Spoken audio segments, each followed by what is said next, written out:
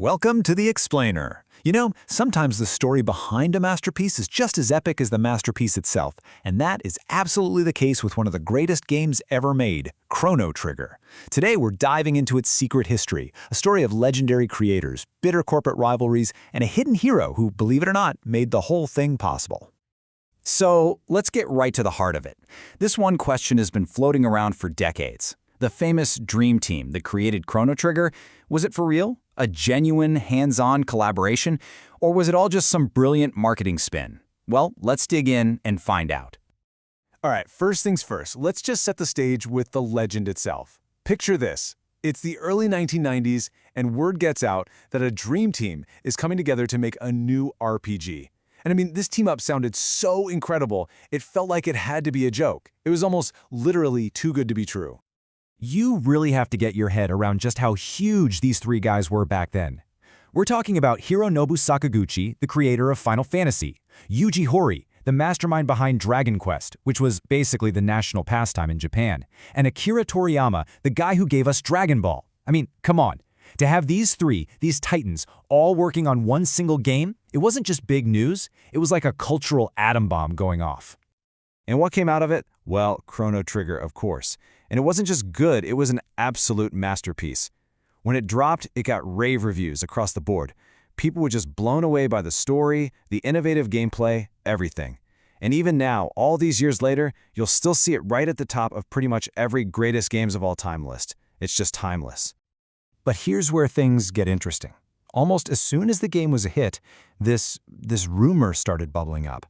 The story was that the whole Dream Team thing was a bit of a fake-out, that they were just spokespeople, right? Like Sakaguchi threw a few ideas on a napkin, Horii wrote the first 5 minutes and bailed, and Toriyama just doodled a couple of characters. So what's the real story? Well, the truth is way more complicated, and honestly, way cooler than any simple rumor. And it all starts with a game that basically nobody even knows about, the first project to be called Chrono Trigger. Okay, so check this out. After Final Fantasy III became this huge success, Square was ambitious. They're like, let's make 2 more at the same time. But then, bam, the Super Famicom console comes out and it's a monster hit, so all their plans get thrown into chaos. One of those projects, which was originally supposed to be Final Fantasy IV, gets pushed aside, reworked, and slapped with the codename Trigger. But get this, they showed an early version to Akira Toriyama, and he basically said, this isn't very good. So, they just stopped working on it. And this is where the story gets really wild. That original Trigger project, they didn't just toss it in the trash. No way. They completely overhauled it, gave it a whole new set of characters, and it eventually came out as another all-time classic, Trials of Mana. So think about that. The game we all know and love as Chrono Trigger wasn't even the first game to have that name. Crazy, right? Okay, so that first project is now a different game. Let's get back to the real Chrono Trigger. So in 1992, the 3 big guys get together, they have this amazing idea for a new game, and then nothing.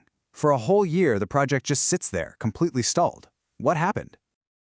According to Sakaguchi himself, it wasn't writer's block. They had plenty of ideas. The problem was they were just paralyzed. For an entire year, they just stared at this massive, seemingly impossible wall they had to climb. And that wall wasn't about creativity at all. It was about business. Okay, so here's the deal, and you cannot overstate this. Back in the 90s, Square and Enix were like Coke and Pepsi. They were bitter rivals. You had Final Fantasy on one side and Dragon Quest on the other, the 2 kings of the RPG world, always fighting for the crown. And Yuji Horii, the Dragon Quest guy, he had an ironclad exclusive contract with Enix. So you see the problem, right? How on earth could Square, the Final Fantasy company, work with the star player from their #1 rival? It just seemed impossible. From a legal standpoint, a business standpoint, you name it. The project was basically dead in the water before it even had a chance to float. But then, the stalemate was broken. And it was broken by a guy whose name you probably never hear when people talk about Chrono Trigger. But let me tell you, without this man, the game simply would not exist. Period. So, let me introduce you to Kazuhiko Torishima. This guy was the editor-in-chief of Shonen Jump magazine, which is a huge deal. He was Akira Toriyama's editor for Dragon Ball. But, and this is the key part, he was also a major business partner with Yuji Horii on all the Dragon Quest stuff. So think about it. He's the one guy on the planet who has a direct line to two of the three members of this so-called dream team. So Sakaguchi lays out the whole problem, the legal mess, and Torishima just loves the idea. He looks at Sakaguchi and says, "Don't worry, I'll handle everything." And he does. He literally walks into the headquarters of Enix, the rival company, and pitches this thing as the strongest game in history. Of course, Enix says no way, you can't have our guy work with the competition. But Torishima doesn't back down. He fights for it, arguing that his friend Hori deserved the chance to do this. And somehow, miraculously, he convinces him. He pulls off the impossible and brokers a peace treaty between these two warring companies. Let's be crystal clear about this. Without Torishima, this game does not happen.